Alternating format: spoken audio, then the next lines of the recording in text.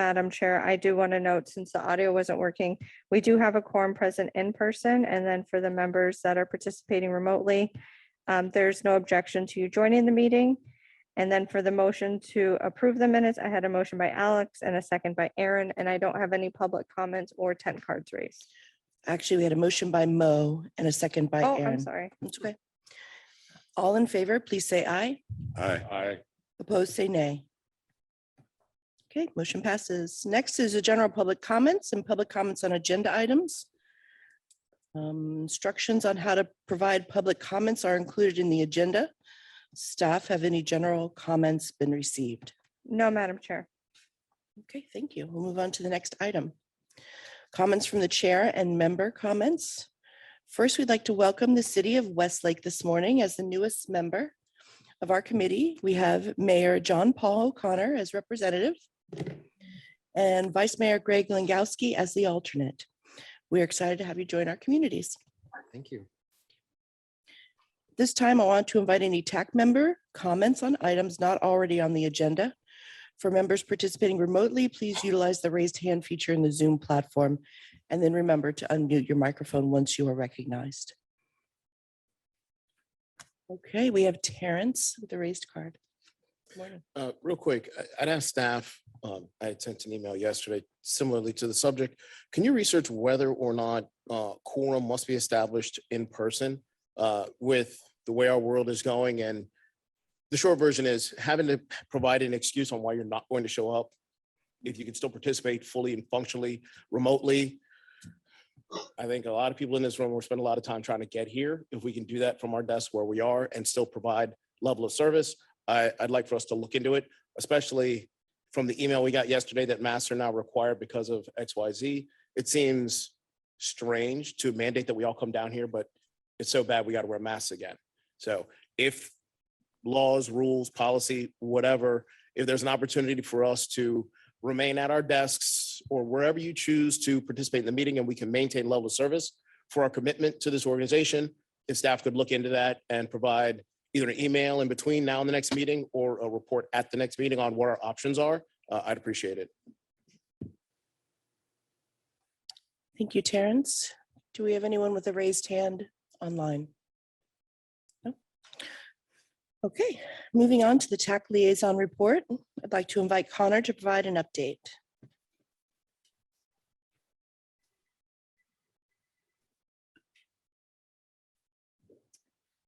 All right, good morning, everyone. Glad to see you all here today. I do have quite a few items for you today. So, but to start things off, we would like to welcome Greg Gabriel as the new transit coordinator for the Multi-Modal development team.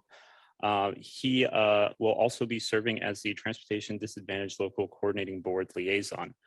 Greg's actually been with us for 4 years on the program development team, and we look forward to having him serve in his new role. So congratulations, Greg. I don't know if he's down here, but I think he's watching online. So next, on May 16th, the federal government announced a new grant program called Safe Streets and Roads for All to help local governments advance planning and infrastructure projects to improve safety. If you're interested, the deadline to apply is September 15th, and you can find more information at transportation.gov/SS4A. A public meeting will be conducted for the A1A from south of Lake Avenue to north of Ibis Way resurfacing project. FDOT will be holding a meeting in person on June 2nd at 6 p.m. And that will be held at the Tideline Ocean Resort in Palm Beach. You can also attend that meeting online virtually using the link in the report. Municipalities are encouraged to apply for the Walk-Friendly Communities designation through June 15th. For more information on that, you can visit walkfriendly.org. Next, the Bicycle Friendly Business Program recognizes employers for their efforts to encourage a more welcoming atmosphere for bicycling employees, customers, and the community. The application window for that is June 15th, and for more information, you can visit bikeleague.org/business. June 17th, is National Dump the Pump Day, which encourages commuters to forego their cars by using public transportation as well as other non-motorized modes. For more information on transit options, you can visit palmbeachtpa.org/transit.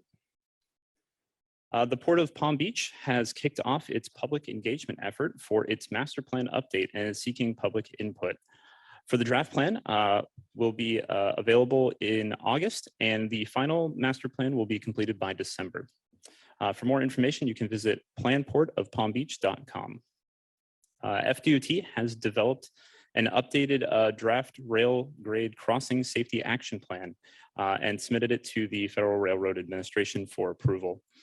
For more information on that, you can visit fdot.gov/rail. And finally, the next TPA Governing Board meeting will be held on June 16th at 9 a.m. To review the meeting details, you can visit palmbeachtpa.org/board. And to watch the meeting, you can visit palmbeachtpa.org/live. I do have a couple more items. So I will be providing an update for the board's discussion on the TAC's motion under the administrative items. So I'll be giving an update on that later on in this meeting. I also wanted to mention that I'll be providing a update on the 2050 long range transportation plan in July. It was originally scheduled to do a update this meeting, but we're working on the scope a little bit more. So we're just trying to flesh some things out. What's going to happen is we'll be providing the TAC, the full scope a little bit later, hopefully this month, and provide you all a large enough window to provide comments and for us to address those comments. And then in July, we're going to be aiming to have the LRTP scope go for adoption. So I'll be providing some more details on that. Hopefully we can get you the full scope by next week, but we're still trying to just flesh a couple more things out. So I'll be providing some more information to the full TAC a little bit later. So, and with that, that's the end of my update. Thanks. Thank you, Connor. Staff, are there any public comments on this item? No, Madam Chair.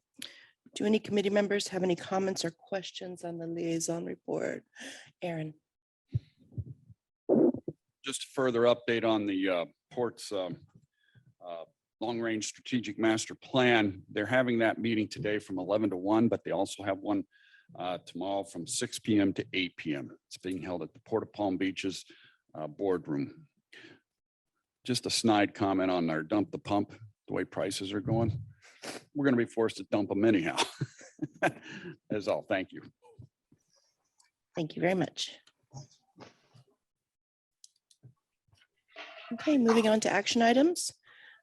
Item 2A, motion to recommend adoption of amendment number 4 to the TPA's fiscal year 2022 through 2026 Transportation Improvement Program, the TIP. I'd like to invite Jason Price, TPA TIP Coordinator, to present this item. Good morning, everyone. So today I'm going to be presenting amendment number 4 to the Transportation Improvement Program for fiscal year 22 through 26. You'll see a follow-up presentation for the Transportation Improvement Program for the next fiscal year 23 through 27 after this amendment. This particular amendment applies to the Transportation Improvement Program that we're currently operating under. And this amendment is a request by FDOT to modify one project and add a new project to the current Transportation Improvement Program. Amendments come to you for specific reasons that warrant an amendment, come to all of the committees and the governing board. And in this particular case, we're adding a new project, which warrants a TIP amendment, as well as some funding and phasing is moving around in another project which also requires an amendment. Only the two projects that I'll be presenting as part of this amendment will be the only two projects that will be impacted by taking any action and voting on this item today. And no other project will be impacted in the TIP document that has a collection of all the projects that are listed within the Transportation Improvement Program. So the first project is I-95 at Belvedere Road. It's on the off-ramp. The funding is being advanced from 2025 to 2023. So it's a few years change in the funding and the construction timeline for this particular project by a couple of years. And so by moving this funding, advancing it 2 years, that will facilitate constructing a project early and requires an amendment to do so. Some of the highlights about this project is that the construction will be advanced and start in late 2023, and it is anticipated to be completed in late 2024. Some of the particulars of the project, it is widening the roadway to add a second left turn lane on the southbound off ramp on Belvedere Road. It also includes resurfacing of the I-95 off ramp, which will also include landscaping and adding a sidewalk on the south side of Belvedere Road. The second project is the addition of a new project at the request of FDOT, and this is at I-95, and that's the off-ramp of the westbound PGA Boulevard. This project has a few different components. It's being added as a new project. It'll be mill and resurfacing the ramps with high friction surface treatments,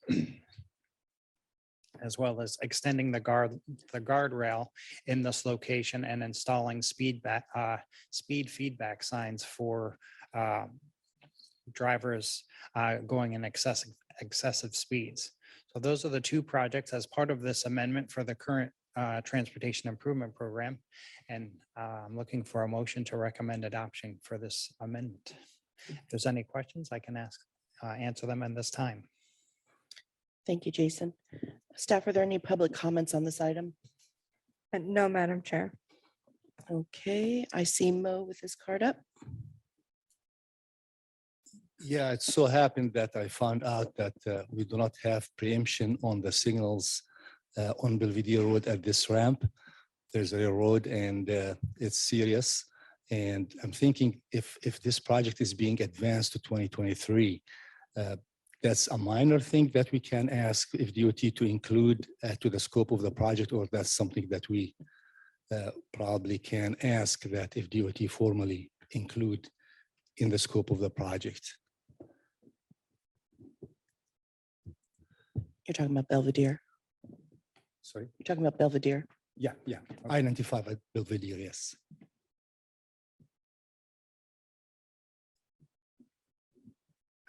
Okay. Javier? Yes, good morning. Thank you, Madam Chair.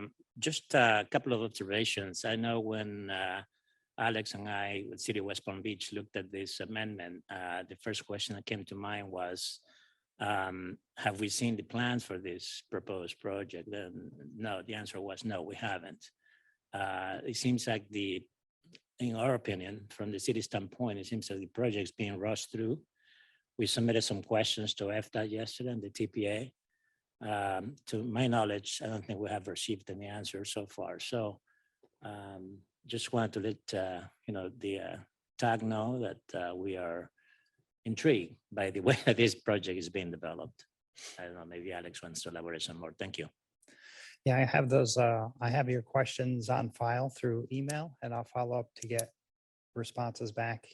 And from the funding, what you saw was the funding codes changed. So there was a ARPA, American Rescue Plan Act funds, which is kind of those one-off funds that are now becoming available to the state and the District 4. And so they're kind of swapping out the funds and utilizing funds currently available to advance the project a couple of years. So they didn't have this money previously. And so now that this money is becoming available, I see that the project is being advanced a couple of years. And so that's why you see it advanced from 25 to 23. But also I'll get you the plans to look at the project and provide input and comments since it's happening fairly quickly. Alex? Along the lines of Javier's comment, I mean, the project is going from preliminary engineering in 2025 to now construction in 2023. Just to remind people, 2023 starts actually July 1st of this year. So we're now saying construction could start as early, I'm not saying of July of 2022. So we're a little bit concerned again that this project being in the city of West Palm Beach, the city staff has not been contacted. We have not received any plans. And now we have an item here that shows construction being pretty imminent without us having been notified or anything about this project being discussed with us. So that is a little bit troubling for us. Second, from a, I guess, procedural question, from a procedural standpoint, I see that this is being proposed as an amendment to the TIP for 22-26. And then the next item in the agenda is the adoption of the TIP for 23-27. So we are amending the 22-26 TIP, and right after that, we are adopting the new TIP. Question is, why isn't this change just being incorporated into the 23-27 TIP? It seems kind of, we're doing two things in when we could be doing everything as part of one item. So it's a little bit curious that we are amending the 22-26 TIP right after we are about to basically make it obsolete and adopt an updated version. So that is another, I guess, procedural comment or question as to why we're doing this way, as opposed to just including this in the proposed 23-27 TIP. Both of these projects will be listed in the 23 through 27 tip that I'll be presenting as the next presentation. And these particular projects, so they're already in the upcoming tip. And this is a means of, one, adding the project to the current tip, probably so they could do some of the preliminary work of getting the project onboarded and into the system in terms of a new project. And the Belvedere project, just simply advancing the funds to 23. It's already populated in the upcoming tip, and it's just a reflection of the advancement of the funds and the advancement of the project. So we operate under the current tip from 22 to 26 currently, but when we formally adopt the new tip that will be operating under from 23 to 27, that'll happen in a couple months after it's formally adopted by the governing board. So there is a gap of time in between the two different tip documents, and this is a formal process to bring both of those projects into consistency with FDOT and their STIP, the State Transportation Improvement Program, where all of these projects are derived from. So unless the DOT wanted to add any specifics to it, but it's basically just kind of formalizing the process of making sure these projects line up with the funding and the years that FDOT has programmed it in their work program. And also, if FDOT has any comments on why this is being advanced and the city is not, there has been no consultation with the city, again, with this project being in the city of West Palm Beach, I'll be curious. It's just, it's not a good pattern. That's my concern. I'm not questioning the wisdom of the project, but I'm questioning the process that this project is going through. We have one of the project managers for the Belvedere Road on the line, so he could address. From FDOT? Yes. Okay. Hi, good morning. Can you hear? Yes, we can. Oh, okay. Hi, good morning. Yes, my name is Kathy Lajo and I'm from BCC Engineering. We are working with FDOT for the Belvedere project that was on the agenda that we're discussing today. This is the southbound exit ramp where we're extending the aux lane on 95 to improve the, I guess, the advanced notification as you're exiting the ramp to Belvedere Road. This particular project it has been going through design, and we have submitted plans to the city of West Palm Beach through the ERC. So that has been provided to the department or to the city as well. We are now working towards bidability. So this is would be the third submittal. We've gone through initial, we did constructability, and this would be our bidability submittal, which is upcoming now in June 10th. We received the questions, Xavier, that Mr. Falcone mentioned. So we will provide these same dates that I'm mentioning now and gladly meet with the city to discuss the project and I guess further explain what the improvements are. But on this project, at least, we were doing the improvements. It includes wrong-way signing, and the improvements are mainly within the limited access right-of-way of the ramp and I-95. It was not extending onto Belvedere Road, just up to the intersection. I guess the only other thing I'll add is we are requesting the advance of the funds for construction, but the schedule and the design schedule has been consistent. It has not changed. So production has always been scheduled for October 3rd, 2022. And I guess before the letting date was July of 2024. That's what has changed and has brought in the construction.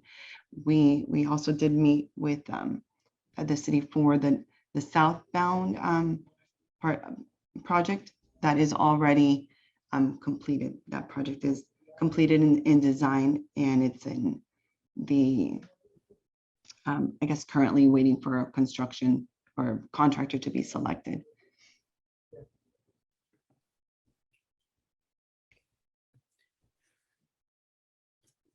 All right, thank you very much.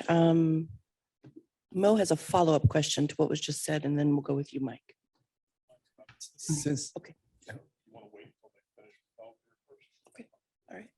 since we have the engineer here present and answering questions, could you please give me some insight on whether the railroad preemption at the two signals flanking the ramp would be reasonable to include in this project, or it seems like you are not doing any work on Belvedere Road, which makes it probably difficult to include to the scope of this project? Yeah, I don't want to, I guess I don't want to say no, but just understanding the schedule that we're trying to wrap up production by October 3rd. We did not have any signalization work at that intersection at the exit of Southbound and I-95.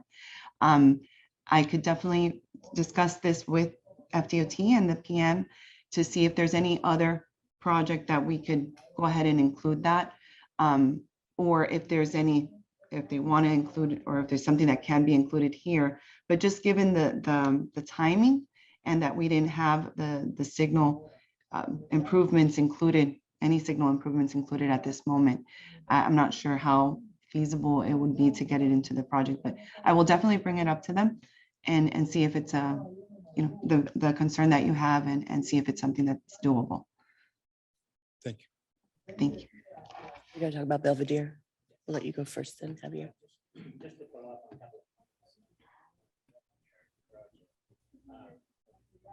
Sorry, just to follow up on a couple of comments on the Belvedere project. I wouldn't put too much emphasis on the ERC, honestly, because we found we had a project on West Palm Beach, the Lakeview of Okeechobee from Tamarind to Flagler. It came up for the 30% review, and time went by. I was in contact with the project manager, Fdot, and time went by, and finally I decided to send an email. Sure enough, he said that the plans have already been provided and the comments have been received, and Fdot is in process of receiving, answering the comments. I contacted everybody at the staff level at West Palm Beach, and unfortunately, none of us have received any notice of that 30%. So I notified the Fdot project manager again. He looked at it and he said, "Apologize, you're right. Nobody from the city has been notified of this." So my conclusion on that is I don't put too much emphasis on the ERC because, there needs to be some follow up on that. And unfortunately, in this case, for the Belvedere project, we haven't received anything. So the secondary question is the level of public engagement. we at the city are very active, engaging the public, and we are the face of the public, I guess, to the public. So we just want to make sure that this project is advancing, and at the same time, making sure the public is aware of the intricacies of the project. I utilize the interchange daily. I commute from the south end of the county to West Palm Beach. And major concern that I have in the morning is for me is the northbound off ramps. There is a long queue extending from the Belvedere all the way pretty much to I-95 some mornings. And believe me, I scratch my head every morning when I see that some days it's clear, some days it's just backed up all the way to I-95. But then that ramp is very close to the signal on Parker. I'm sorry, I'm getting into the technical pieces here, but that's my inclination since I'm an engineer. But that needs to be well defined. I mean, I don't know. It's intriguing to me that again, we haven't seen the plans for that portion either. So I don't know what is being planned or proposed for construction on that section of the Belvedere as well. So anyway, those are my comments. Thank you, Madam Chair. Thank you, Javier. You have someone on. Kathy, I think wanted to address the comments made. Okay. And Kathy, you should still be unmuted. Oh, okay. Thank you.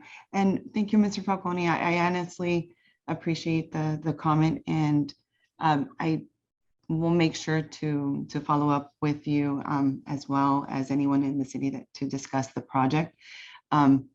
It has been, I guess, in the past, I always do check that there is a representative included, but I understand that at times, I guess the people that might be included in receiving these items may not be the ones that need to be on there. So definitely after this meeting, I'll reach out to you and we could schedule a meeting to discuss both projects. Both of them are interim projects that are to, I guess, improve these operations. So I'll reach out to you and then share what the improvements are on each. Okay, thank you. Thank you. Mike, we'll go to you, and then Roberto, you'll be after Mike. Sure. This is about the PGA project. I just need to know who the contact people are going to be for this project because it's the first we're hearing about it. If we can get some project specifics, or you can just send me an email, that would be great. Okay. Thank I'll you. look up the PM and put you in contact with them. Perfect. Thank you. Roberto? Thank you, Madam Chair. Just wanted to ask for clarification on the I-95 Belvedere project. Were there any impacts to the current tip, to the projects that were listed in the tip? Were any bump? Can you ask that question one more time? You're advancing the project for I-95 Belvedere. Mhm. So by advancing it, are you bumping any projects that were currently slated for completion during that same time period? No. Thank you.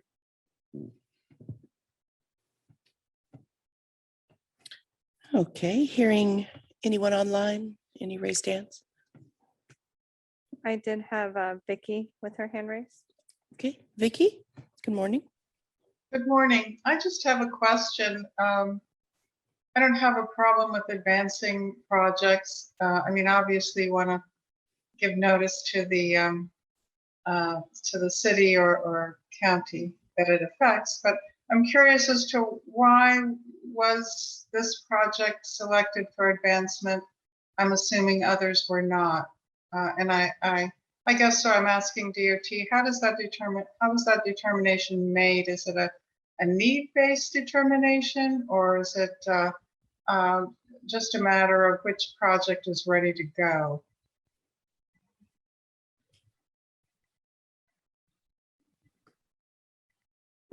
Good morning, this is Christine Fasiska. I'm the Transportation Planning Manager for Fdot. Typically what we do at Fdot is we have a list of projects that we call Advanced Production Ready. We call them APP. So any project that is going very well that we know could be advanced, we have those ready so that if funds become available, they're ready to advance. Okay, thank you. You're welcome. Okay, thank you. Hearing no further discussion, I actually need to open for a motion. So I need a motion to recommend adoption of amendment number 4 to the TPA's FY 2022 through 2026 tip. Then I can open the floor for further discussion if desired. So moved. Second. Okay, any further discussion? I don't see any. Oh, Yes, real quick. Terrence? This APP list that the DOT keeps is news to me, and I've been here about a decade. Is that something that we as a body could get maybe on a quarterly basis, whenever frequency it's updated, and before the DOT arbitrarily and capriciously advances a project on the APP, could we have that very relevant conversation on this group, since it's kind of our commission to participate in that process? Anyone else think that we probably should get involved with that? Sorry, I agree. Just to follow up on that, this is the first I heard of this list. And again, because we are particularly affected by this, I think it would be a good idea for us to be made aware of potential projects that could go into this list. So at least we have some knowledge feedback on this. Certainly, I'll take that back and check with our scheduling department and see if we can get that list available.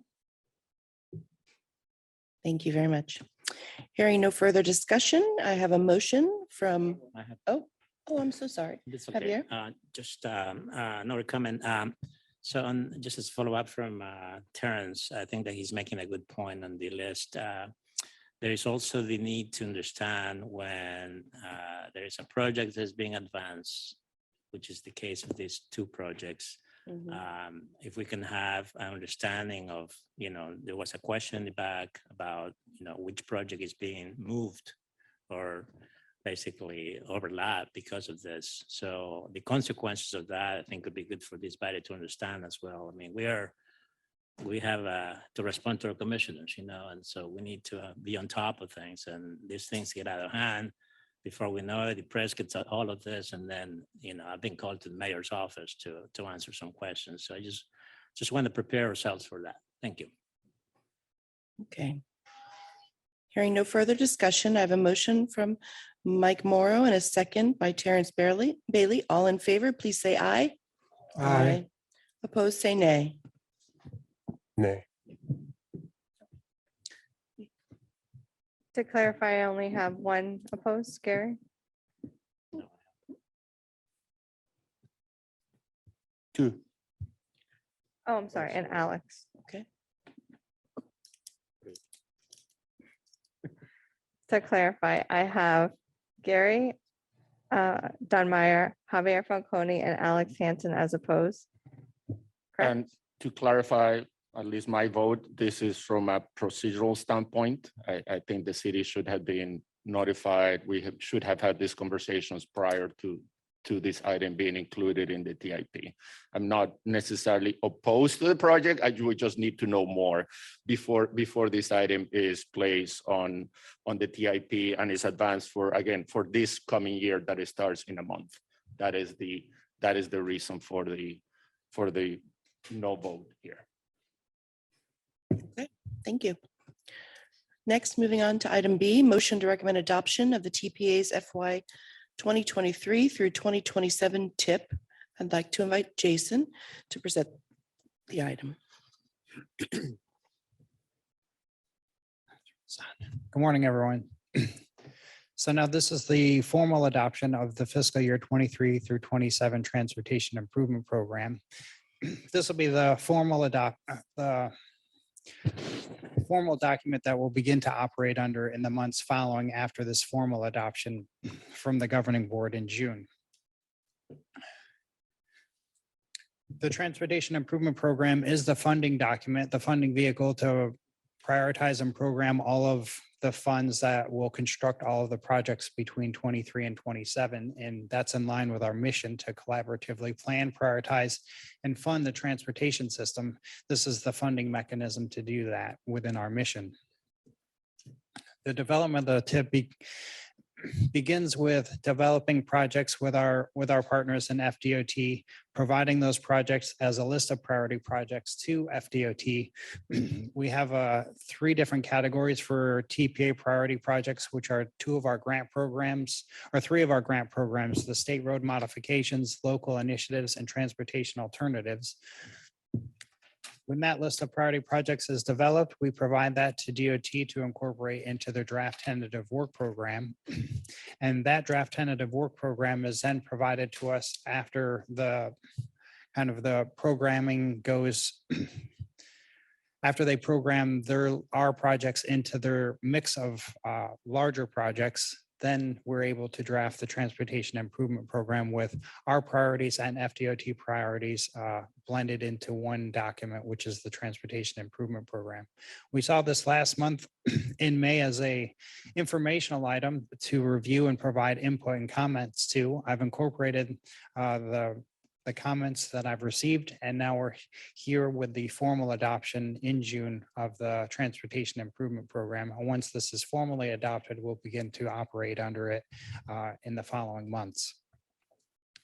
As a snapshot, there's about almost $3.5 billion worth of projects funded within the 5-year time frame within this document. And the majority of those funds are within SIS capacity, which is the strategic intermodal system, which makes up I-95 and the Turnpike.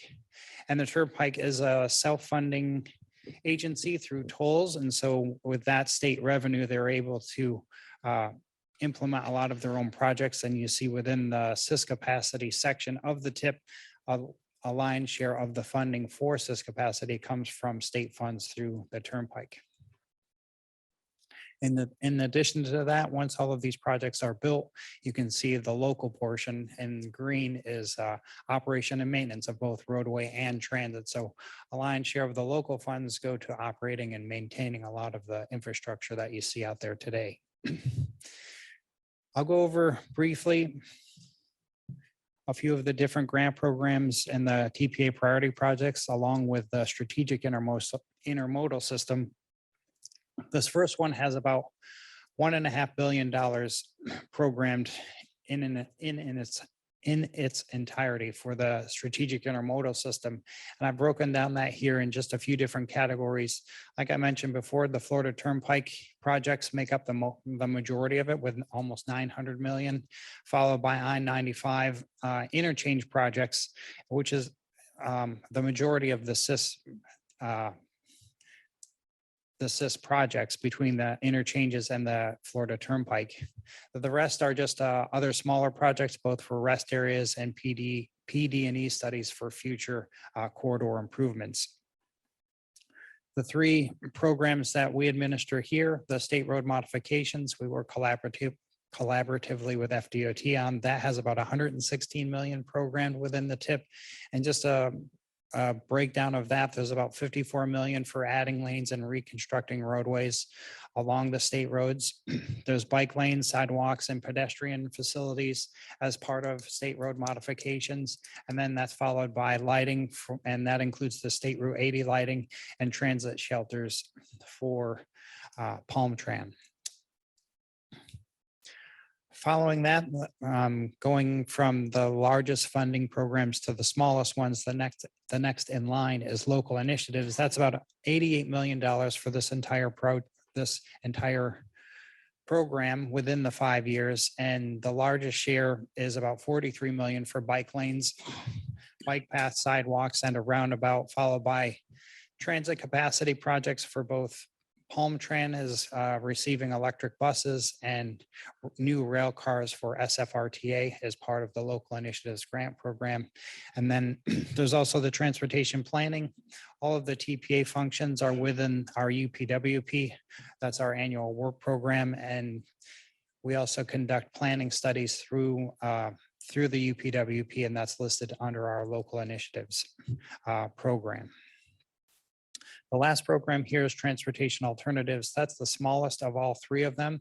There's about 10 million programmed within this program, and the majority of it, 9 million of the 10 million, is for bike lanes, bike paths, and sidewalks, pedestrian bridges, and there's a little less money for transit shelters and lighting. And transportation alternatives is predominantly for off-system roadway projects that are non-motorized in nature. And so that's why you see the breakdown as it is. Some of the changes that you saw from the informational item last month is I updated the transit funding, working with Palm Tran and SFRTA to get the funding right and extend it out through 2027 to accurately reflect what they have programmed and what they anticipate receiving in the future years. Updating some of the local projects, I reach out to all of the advisory committees and the governing board to receive any local projects you want to incorporate it into the TIP document. I digitize those projects and incorporate them into the local project section. And then lastly, finalizing the appendices with the updated performance measures and targets that we annually bring to you and adopt throughout the year and then incorporate into the performance measures of the TIP document overall. And that concludes the presentation. I can answer any questions on this particular item. And I'm looking for a motion to adopt this transportation improvement program.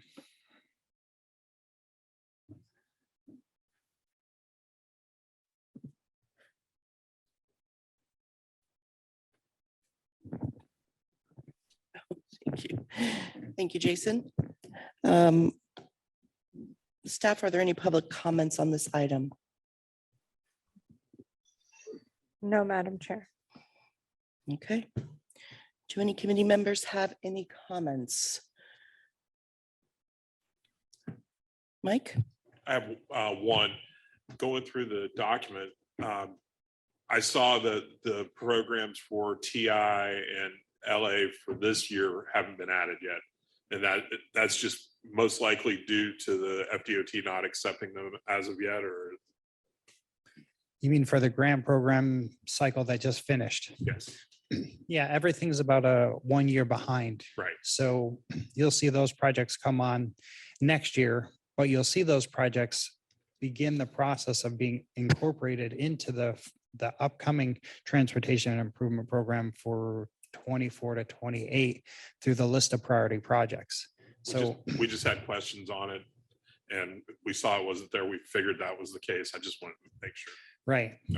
Well, you'll see them in the months to come through the list of priority projects that will then provide to FDOT to begin to incorporate those projects once they're formalized and finalized. Sure. Alex?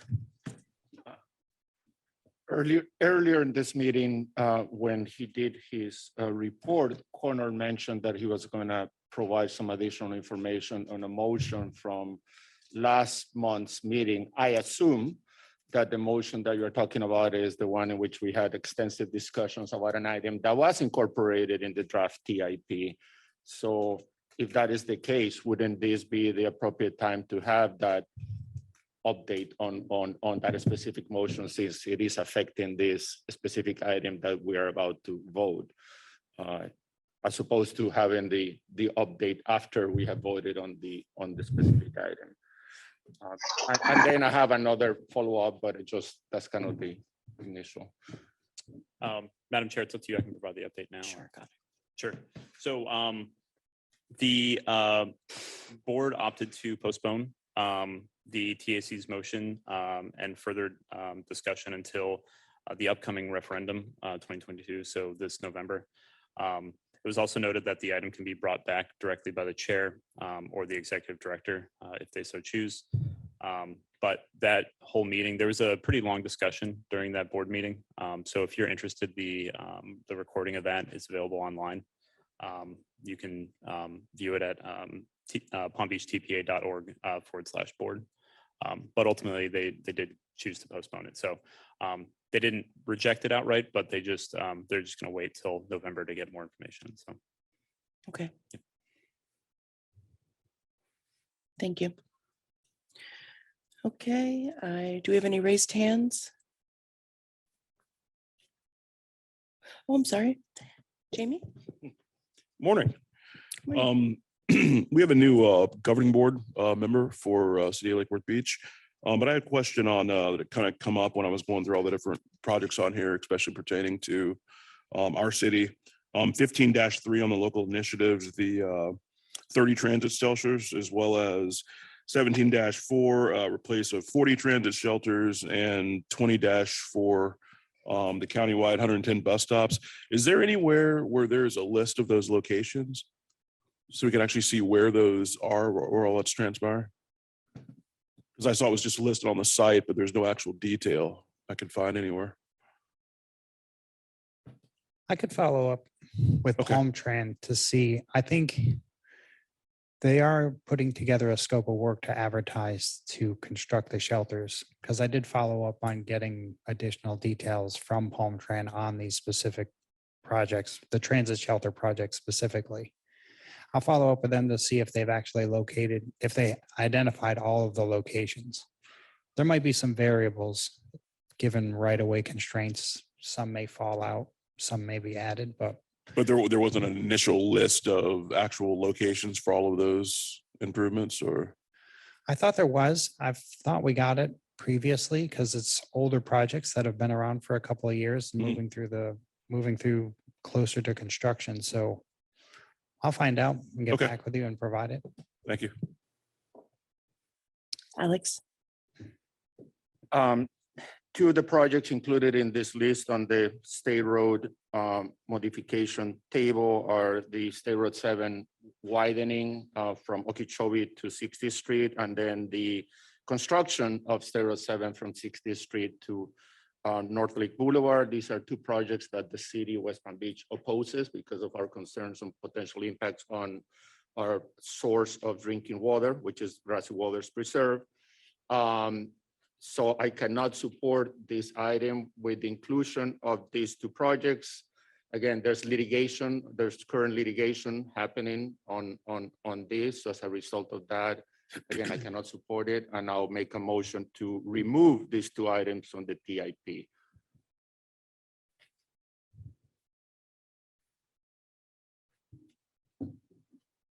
So that is a motion. I hear it. Yes, Okay. I'm waiting for a second. Second the motion.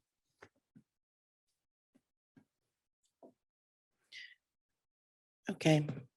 Does anyone have any comments on the motion that is on the floor to remove two items from the proposed?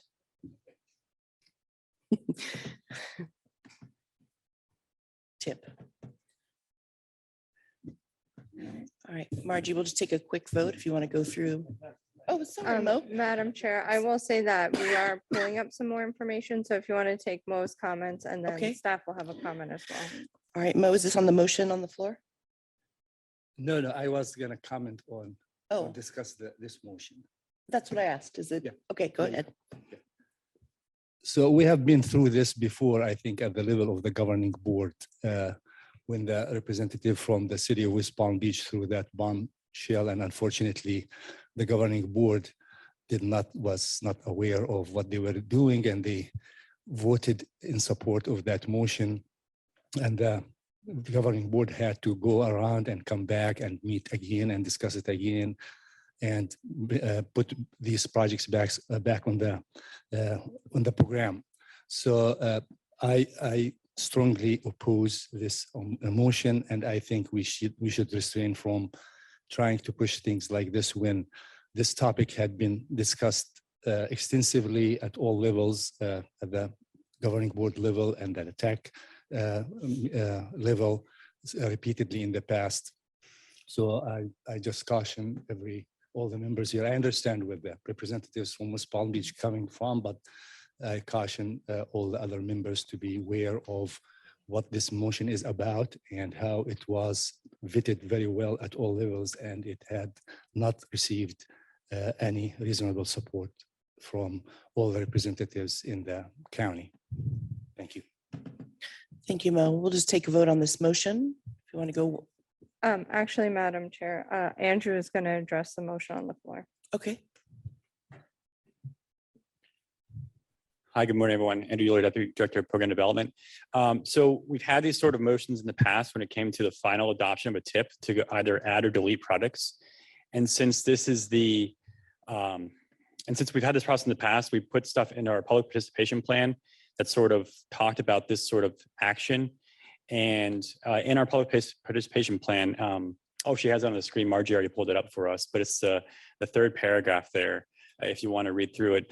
But basically, if you're trying to remove or add a project in this last review of the tip before adoption, we would have that project come before you all again the following month, so it can have a more formal vetting by the public review process. So that's sort of like how we're trying to navigate any last minute deletions or additions to projects.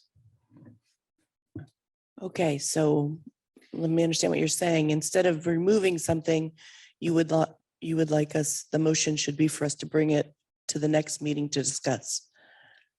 Or as an action for the next meeting, right? So if you wanted to, I guess my recommendation here would be to, Margie, you can correct me if you think it could be different, would be to make an action for you all to bring this up as a future action at the next meeting.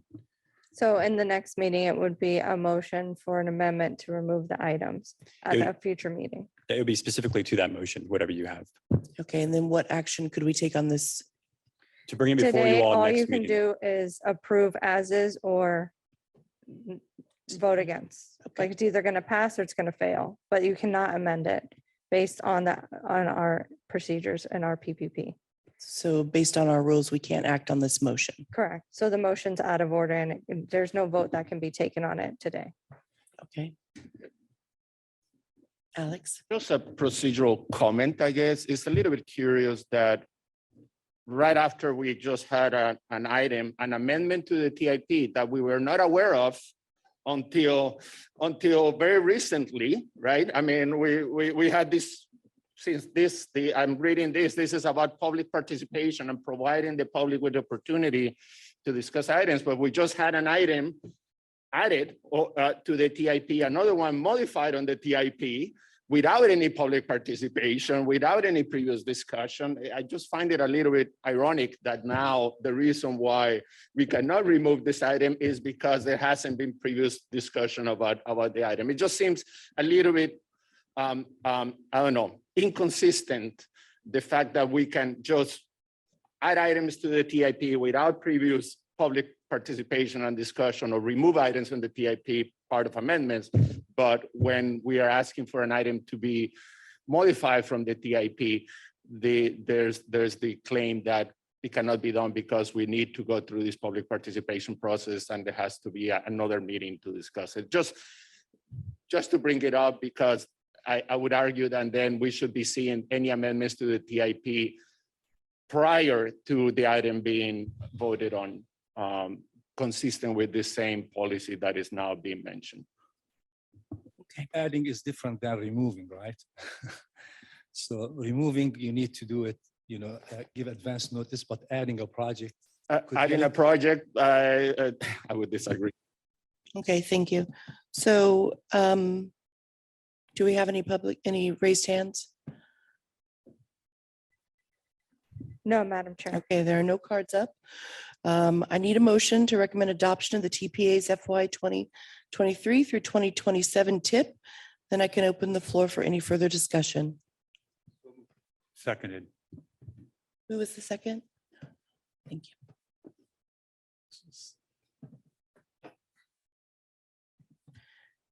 Okay. Javier. Yeah, just a point of clarification. So we made a motion. I second the initial motion. I didn't hear any voting on that motion. Yeah, we cannot make that motion, so we can't vote on it. So that died. Yes, sir. Okay.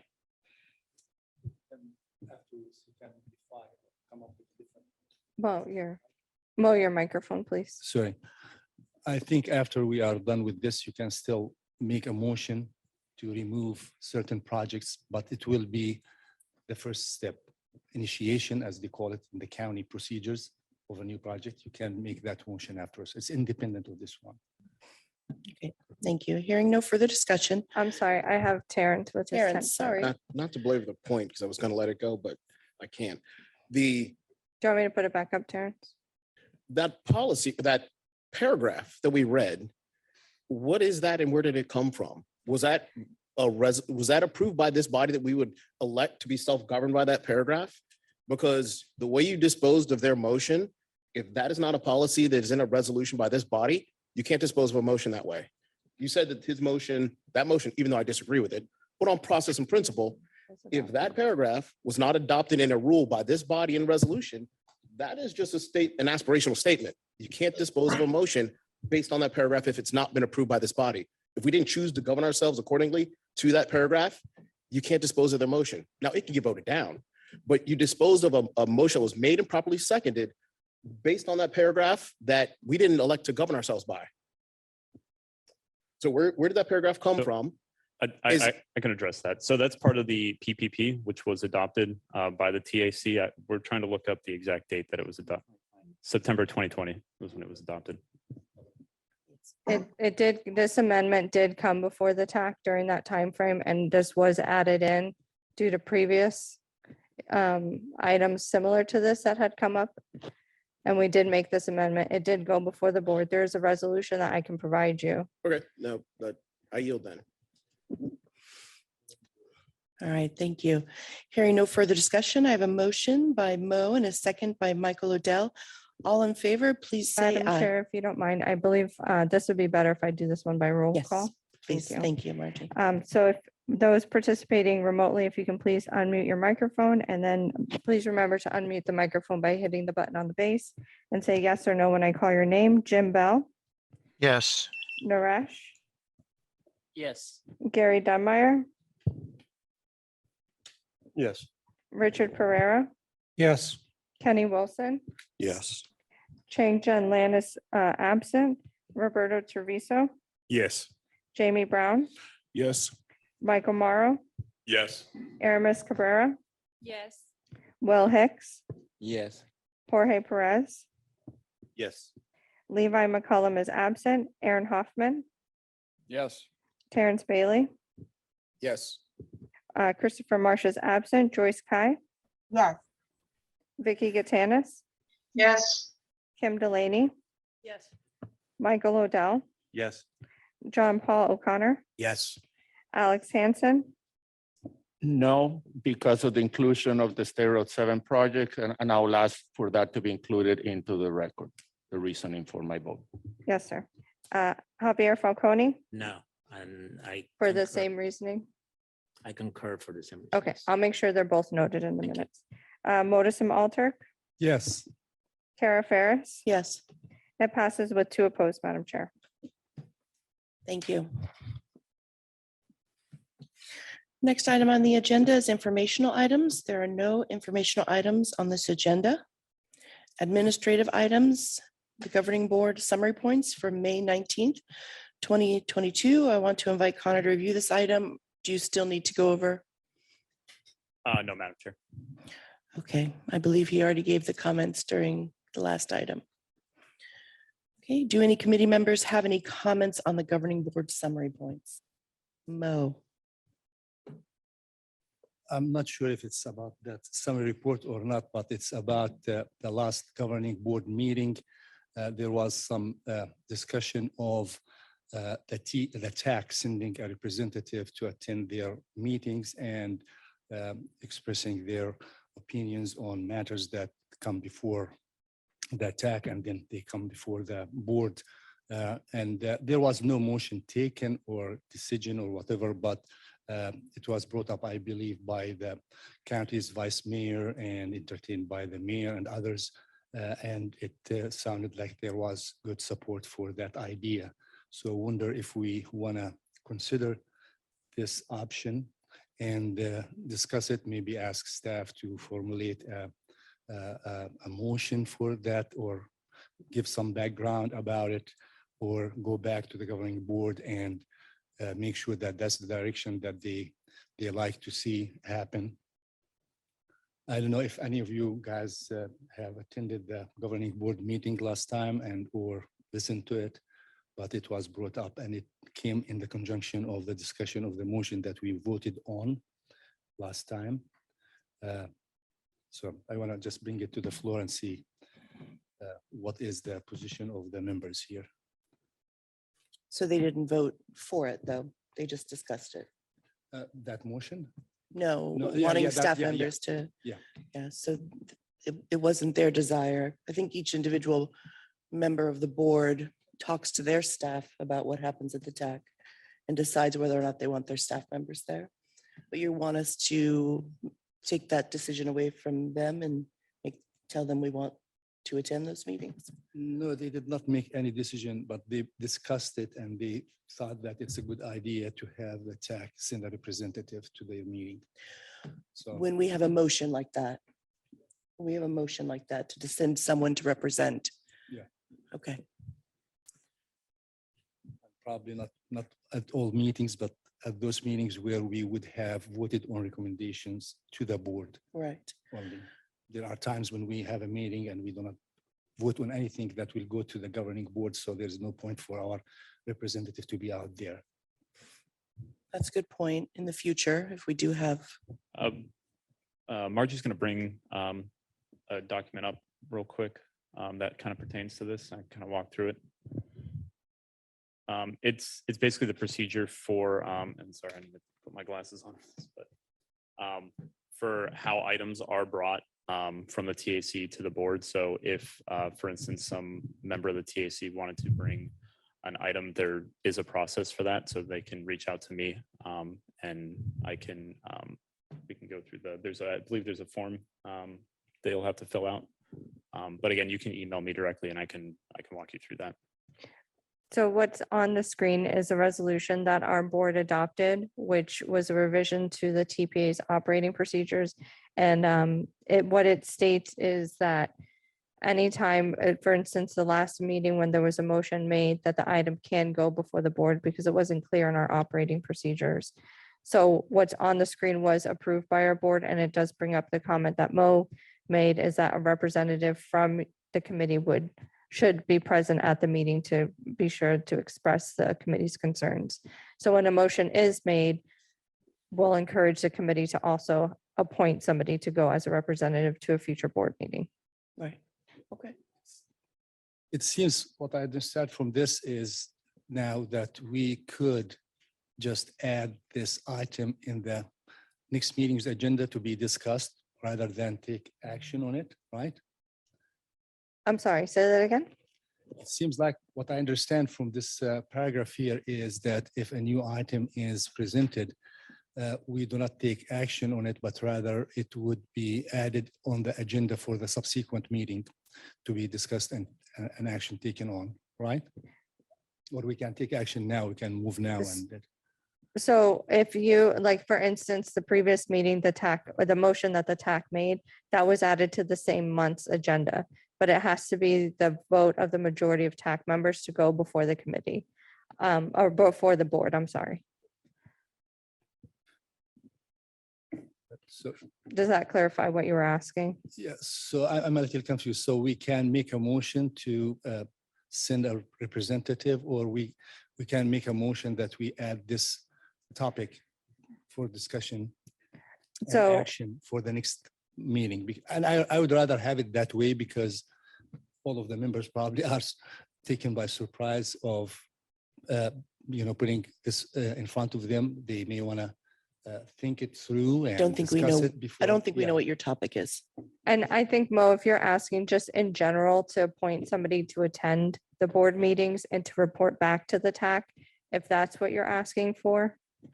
No, to attend the governing board meetings representing the TAC in case the board members have questions. Right, and then reporting yeah, back. Yeah, and that's what Okay. happened exactly last time. They had questions about our motion and what was the reason behind it and the rationale behind it, et cetera. So that's what it came around. And that's, I think it's a good idea. If we make recommendations to the governing board, and when we make motions and we make, take votes, very often we have different competing opinions on things. So it's nice and it's beneficial for the governing board to be able to hear that feedback from us because we are supposedly their technical support. Okay, thank you. And I do have Vicky with her hand raised. Okay, Vicky? Yes. And I did attend remotely the board meeting you're referring to that considered the item put forward by the tax. But as I was reading that paragraph that was just on the screen, to me, if I were just reading it without any knowing the discussion here, I would think that it was for a future TAC meeting. It doesn't, I mean, it does say a future meeting, but I didn't see the reference to the governing board or. You're right. I'm sorry, I was sharing the wrong portion. Oh, that's. That was okay. for that, and that's what the confusion is. I'm sorry about that. Okay. That as was under long the as it- tax, but as long as what it's I made said is still clear. accurate and it's now on the screen. That any Okay. advisory committee requesting an Oh. item. Yes. Okay, thanks so much. And Yes, Alex. just for clarification too, this has happened before.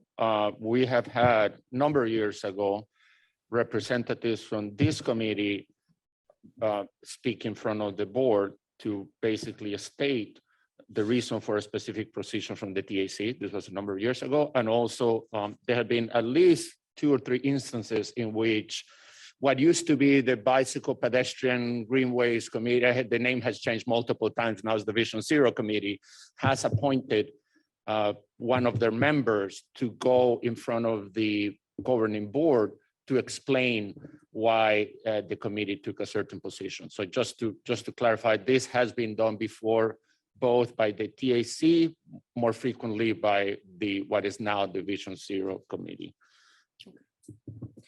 All right, thank you. Staff, are there any public comments on this item? No, Madam Chair. Real quick, procedural question. Yes. So going forward, if it is the wish of this body to send a representative for potential further explanation at the board meeting, that would need to be wrapped into the motion itself. Motion to approve XYZ action, and we would like to name XYZ person to represent us at the board meeting in case there's questions. So don't- would that need to go in the motion? That's what I said, it's a procedural question. Does it get added there? Procedurally, I don't think you need the representative's name in the motion, but as long as it's a consensus of the committee, it's like, this is option A or option B, that way you have backups. In case like, it's like Terrence and Mo, just in case Terrence can't go, Mo can go in his stead. But it doesn't need to be in the motion, and if you don't need it to be. We need the motion to be clear, but if you want to name your representatives after the fact, I think that's sufficient.